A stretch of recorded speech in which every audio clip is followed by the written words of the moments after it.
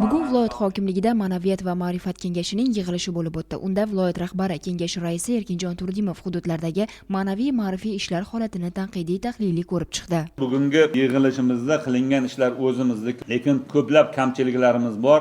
Tuman shaharlarda ma'naviy-ma'rifiy ishlar hamda tadbirlar o'tkazish mas'ullar tomonidan e'tiborsiz o'z holiga tashlab qo'yilgan deyishimizga to'laqonli asosimiz mavjud. Yig'ilishda Prezidentimiz Shavkat Mirziyoyev raisligida o'tgan video selektorda belgilab berilgan vazifalar ijrosi muhokama qilindi. Kengash yig'ilishida Boyovut, Oqoltin, Sayxunobod, Sardoba va Sirdaryo tumanlarida ma'naviyat maskanlarini moddiy texnika jihatdan ta'minlash bo'yicha ishlar sust olib borilayotganligi ko'rsatib o'tildi. Shuningdek, Sirdaryo tumani va Shirin shahrida tashkil etilgan ma'rifat kutubxonalari faoliyati yo'lga qo'yilmagani qayd etildi. Sirdaryo tajribasi asosida mahallalarda ma'rifat radiouzerlarini o'rnatish ishlariga Oqoltin, Sirdaryo va Sayxunobod tumanlari hamda Guliston shahrida panja ortidan qaralayotganligi viloyat rahbarining haqli e'tiroziga sabab bo'ldi.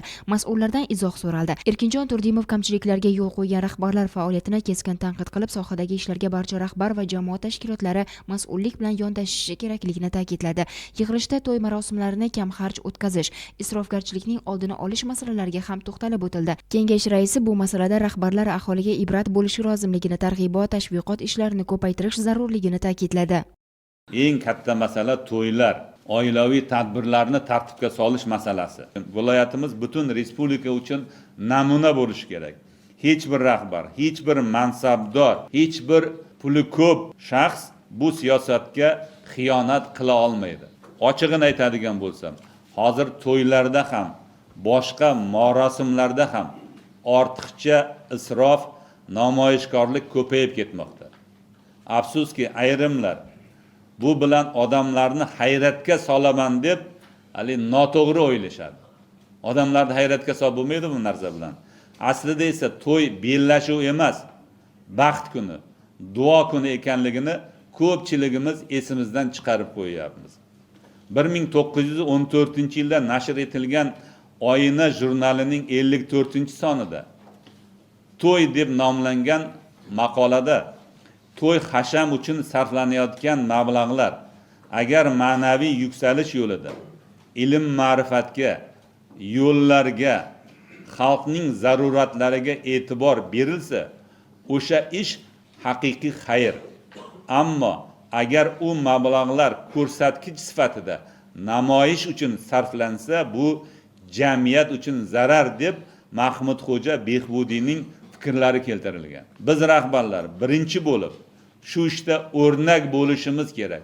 Men ham, siz ham, qarindosh urug'larimiz ham to'yni kamtarona, yaqin qarindoshlar davrasida o'tkazishga harakat qilishimiz lozim.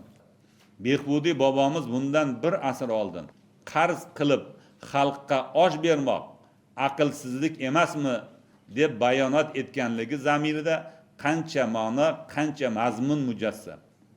Madaniyatli, tarbiyali, o'z qadrini bilgan odam hashamatga berilib, isrofgarchilikka yo'l qo'ymaydi. Hurmatli yig'ilish ishtirokchilari, xalqqa gap bilan emas, amaliyot bilan o'rnak bo'lishimiz kerak. Menmanchilik, bu ko'z-ko'z qilish, maqtanish, vahima qilish, bu faqat kaltabinlik, boshqa narsa emas. Shuning uchun bu Sirdaryo viloyatining rahbarlari o'zlaringiz, qarindosh urug'laringiz mana shu masala bo'yicha viloyat xalqiga, viloyatimizdagilarga o'rnak bo'lishingiz shart. Yakunda viloyat rahbari Prezidentimiz Shavkat Mirziyoyevning jamiyat hayotining tanasi iqtisodiyot bo'lsa, uning joni va ruhi ma'naviyatdir degan so'zlarini alohida ta'kidlab, ma'naviyatimizni yuksaltirish borasida qilingan har bir ish mamlakatimiz taraqqiyotiga xizmat qilishini bildirdi va kengash a'zolari hamda mas'ullarga kun tartibidagi masalalar yuzasidan topshiriqlar berdi.